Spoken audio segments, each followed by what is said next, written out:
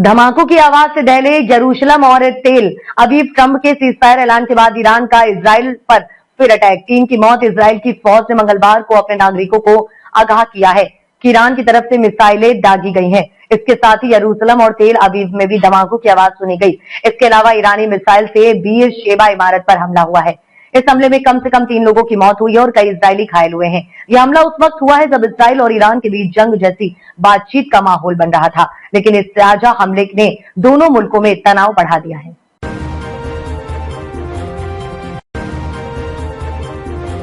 उत्तरकाशी में यमुनोत्री पैदल मार्ग पर दरकी पहाड़ी मलबे में दबने से बच्ची की मौत, अन्य की तलाश जारी। उत्तराखंड के यमुनोत्री पैदल मार्ग पर 9 कैची बैंड के पास पहाड़ी से मलबा गिरने से बड़ा हादसा हुआ।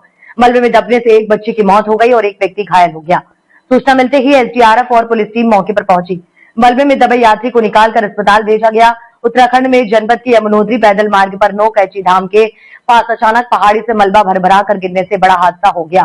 पहाड़ी से आए मलबे में दबने से एक बच्ची की मौत हो गई, जबकि एक घायल को अस्पताल में भर्ती कराया गया। मलबे में एक व्यक्ति की दबने की सूचना, लेकिन मलबा हटने के बाद ही स्थिति साफ हो पाएगी।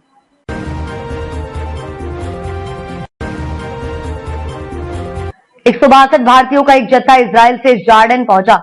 ईरान से दिल्ली लाए गए 285 भारतीय ईरान और इजराइल के बीच जारी संघर्ष में भारत सरकार ने अपने नागरिकों की सुरक्षित वापसी सुनिश्चित करने के लिए ऑपरेशन सिंधु नाम से विशेष अभियान चला रही है।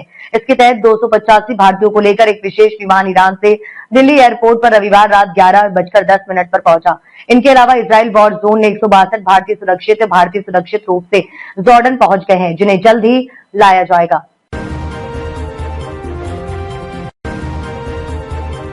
सूरत में 7 इंच बारिश, बाढ़ जैसे हालात, स्कूल बंद। राजस्थान एमपी में बारिश का रेड अलर्ट। ओडिशा में 50,000 लोग बाढ़ प्रभावित। महिला की मौत। देश के 26 राज्यों में मानसून पहुंच चुका है। गुजरात के सूरत शहर में पिछले 24 घंटे से तेज बारिश हो रही है। सोमवार सुबह 8 बजे से 12 बजे तक 4 घंटे में 7 इंच बारिश हुई। जगह जगह पानी भर गया है। सूरत प्रशासन से आज स्कूल की छुट्टी कर दी है।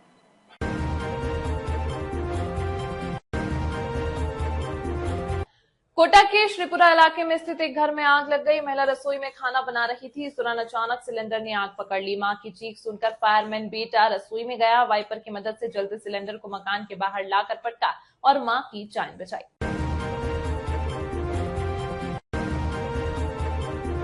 प्रवर्तन निदेशालय ईडी ने जल जीवन मिशन में 980 करोड़ के घोटाले को लेकर सप्लीमेंट्री चार्जशीट पेश की। ईडी सूत्रों से मिली जानकारी के अनुसार धन शोधन निवारण अधिनियम मामलों में शुक्रवार को चार्जशीट दायर की गई थी। इसमें पूर्व पीएचईडी मंत्री और अन्य पर आरोप लगाए गए।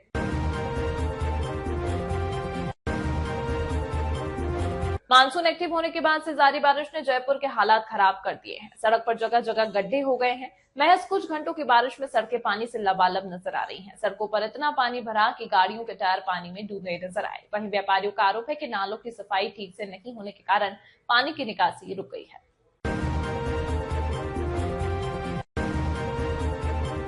कोटपुतली बहरोड जिले के बांसुर कस्बे में ट्रांसफार्मर की मांग को लेकर किसान डिस्कॉम कार्यालय का गेट बंद कर उसके सामने धरने पर बैठ गए। बातचीत के दौरान एईएन ने कहा, गेट बंद कैसे कर दिया, वो कांग्रेस का टाइम अब आ गया। इस पर माहौल तनावपूर्ण हो गया। ग्रामीणों ने जवाब दिया, हम कांग्रेस भाजपा नहीं, हम किसान हैं। मामले को लेकर नेता प्रतिपक्ष टीकाराम जूली, कांग्रेस प्रदेश अध्यक्ष गोविंद सिंह डोटासरा, पूर्व मंत्री शकुंतला रावत ने सरकार पर निशाना साधा।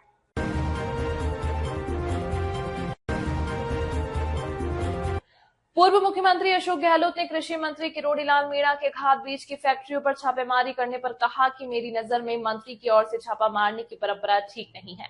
यह काम ब्यूरोक्रेसी का है। अधिकारी पहले रेकी करते हैं, जानकारी लेते हैं, उसके बाद में छापा डाला जाता है। इस तरह के मामलों में पुख्ता रिपोर्ट मिलने पर जो भी एजेंसियां होती हैं वो कार्रवाई करती हैं। मंत्री खुद जाकर इस प्रकार छापा डालें, उसके कई बार दुष्परिणाम भी आ जाते हैं, जो मैं अभी बोलना उचित नहीं समझता हूँ।